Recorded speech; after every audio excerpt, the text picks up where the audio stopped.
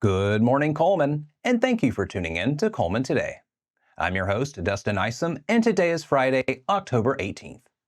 Coming up on Cullman Today, a local trucking company delivers supplies to hurricane victims in North Carolina. Vinemont announces exciting community events, and local youth shine at the Alabama National Fair livestock shows.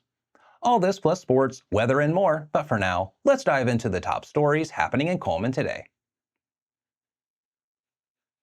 In a heartwarming show of community support, local company Garrison Trucking reports that over the weekend, drivers Eric, Patty, and Greg delivered 3 trailers full of donated supplies to Asheville, North Carolina. The supplies were handed directly to the Cajun Navy, which is distributing them to victims of Hurricane Helene stranded in mountainous areas due to impassable roads. Garrison expressed gratitude to everyone involved in the effort. In a statement, the company said, "We want to publicly thank each person who had a hand in donating, organizing, and spreading awareness for the supplies that we donated. We received a massive outpouring of love and appreciation.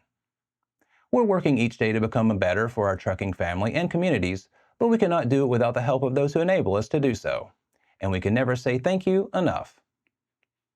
Meanwhile, Governor Kay Ivey has awarded a grant of just over $222,000 to enhance traffic safety training for prosecutors and law enforcement officers across Alabama.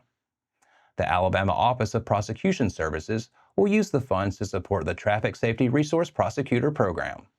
This program provides a veteran prosecutor to train district attorneys, assistant district attorneys, and law enforcement on traffic safety-related cases, aiming to reduce injuries and fatalities caused by impaired driving. Governor Ivey said, "Cases that involve impaired and distracted driving are often complex and can put a strain on district attorneys' offices still dealing with a backlog of cases due to the COVID pandemic.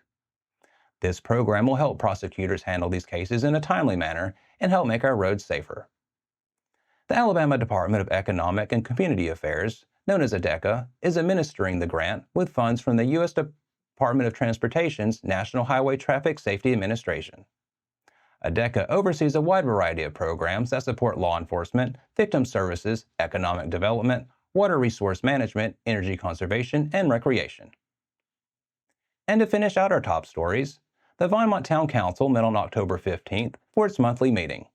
Councilman Chris Thompson, representing place number 1, submitted his resignation to focus on his business. Thompson stated, "It is time for me to put my passion, creativity, and energy toward my business."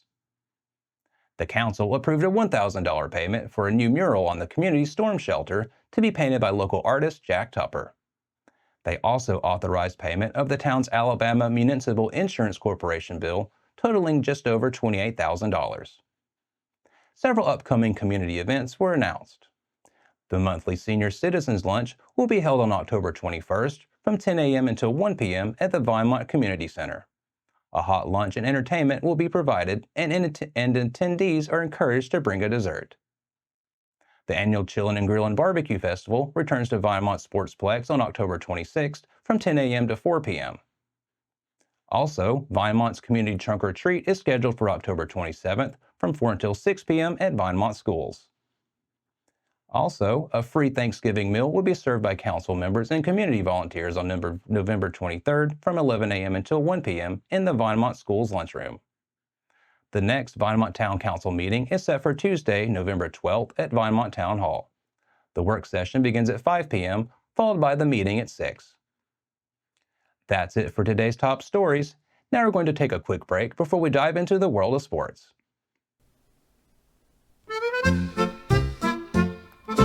What's in the magazine? October's peeking in. Oktoberfest in Cullman, let the fun begin.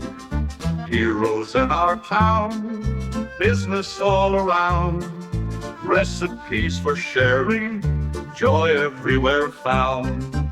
Colonel Cullman cheers, history in our ears. Community so bright, polka through the night. Sports spotlight today, kids come out to play.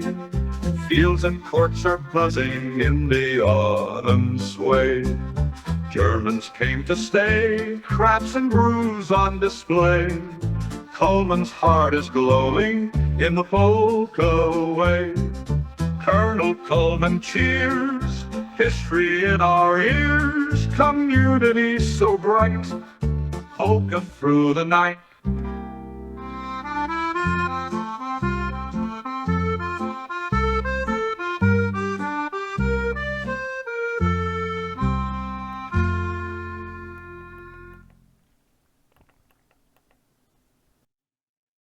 Hello and welcome back. Now it's time to find out what's going on in the world of sports.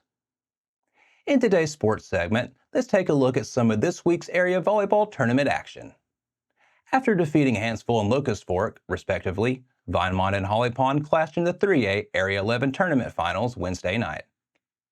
Vinemont jumped out to a 5-2 lead early in the first set and quickly pushed the lead to 9-4. The Lady Eagles stretched their lead to 13-6, but a scoring run from Holly Pond cut it to 13-9. Vinemont took over after that, going on a 9-0 run to push the lead to 22-9 and eventually going on to take the first set 25-12. The second set started out close and the Lady Broncos held an early 3-1 lead. Later in the set, the Lady Eagles scored 6 in a row to take a 10-5 lead and later made it a 12-6 game. However, the Lady Broncos went on a run of their own to cut the deficit to 12-11. Vinemont responded by scoring 6 straight points to increase its lead to 18-11 and later held a 21-13 lead. The Lady Eagles went on to take the second set over Holly Pond 25-15. Just like the second set, the Lady Broncos held a 3-1 lead early in the third, but Vinemont went on another run to take a 7-3 lead. The Eagles stretched the lead to 13-5 as the set went on. Holly Pond wouldn't go down without a fight, putting together a 4-1 run to trim the lead to 14-9. The Lady Eagles pulled ahead to take a 21-14 lead later in the set and fended off another one from the Lady Broncos to secure a 25-19 win and the area championship. Holly Pond's Sadie Nail, Blakely Baggett, and Avi Ollinger earned all area honors along with Vinemont's Morgan Flanagan, Carolyn Miller, and Reagan Robinson. Vinemont's Carly Stevens was named tournament MVP of the area tournament. Both Vinemont and Holly Pond will advance to play at regionals next week. That covers sports for today. Make sure to check with the Cullman Tribune each day for the latest in sports coverage from across the area. We'll be back right after this message.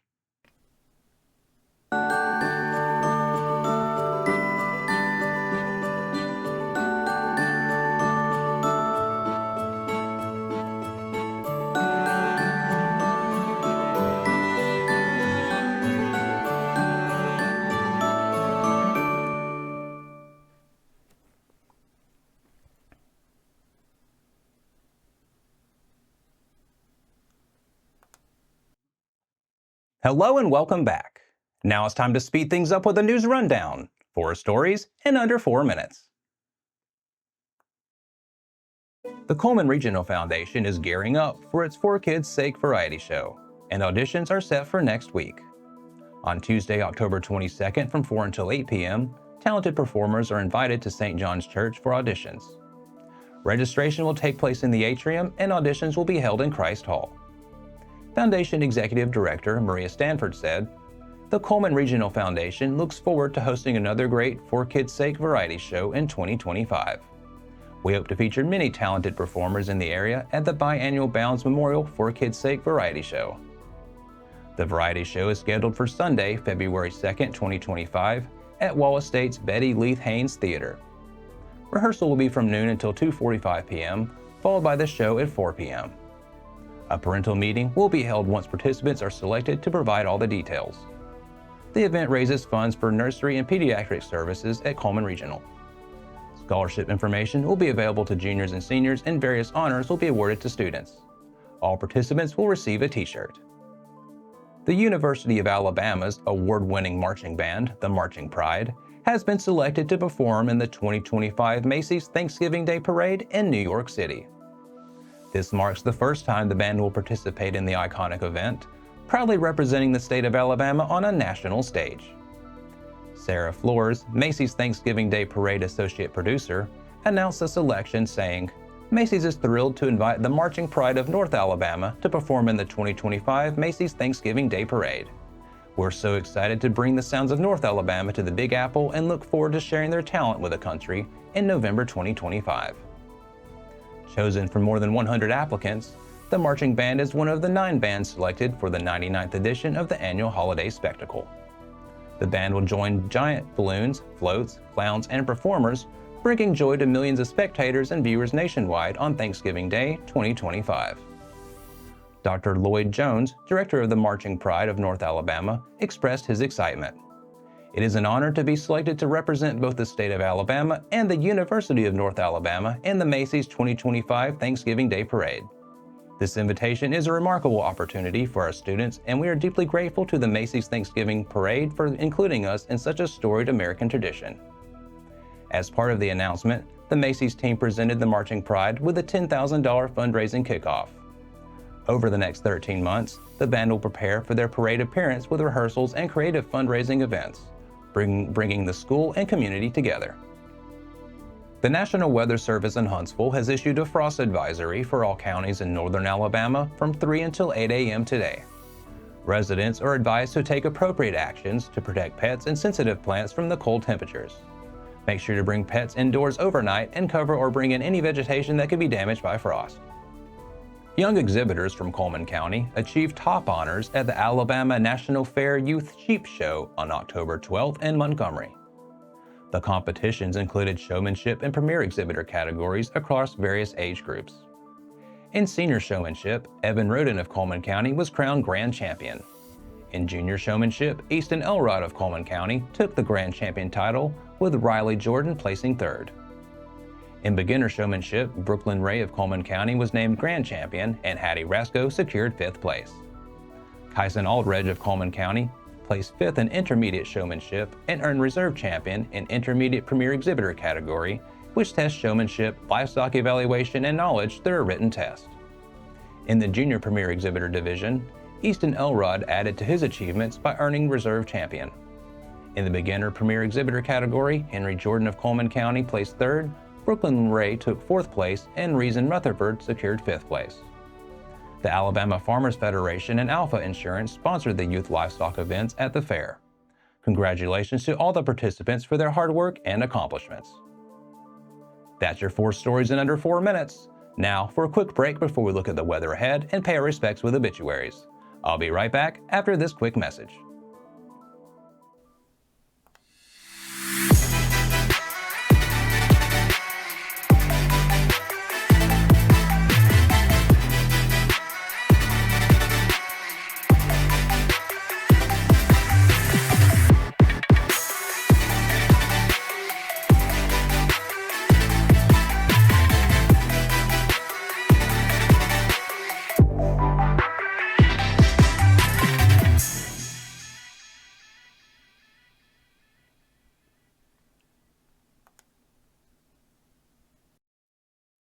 Welcome back. Let's take a moment to pause and remember those who have lost their lives this week as we turn to obituaries. Ossie Kenneth Bates. Ossie Kenneth Bates, 87 of Cullman, passed away on Tuesday, October 15th at his residence. Funeral service for Mr. Bates will be at 2 p.m. on Sunday, October 20th at Cullman Heritage Funeral Home, with burial at Cullman City Cemetery. Visitation will be from 6 until 8 p.m. on Saturday, October 19th at Cullman Heritage Funeral Home. Burton Ray Sampson. Burton Ray Sampson, well-known bluegrass banjo player, passed away on Tuesday, October 15th, with his loving wife, Bet, at his side. Per Mr. Sampson's wishes, there will be no services. Judith Judy Ann Walker. Judith Judy Ann Walker passed away on Tuesday, October 15th. Funeral service for Ms. Walker will be held Saturday, October 19th in the Moss Service Funeral Home Chapel.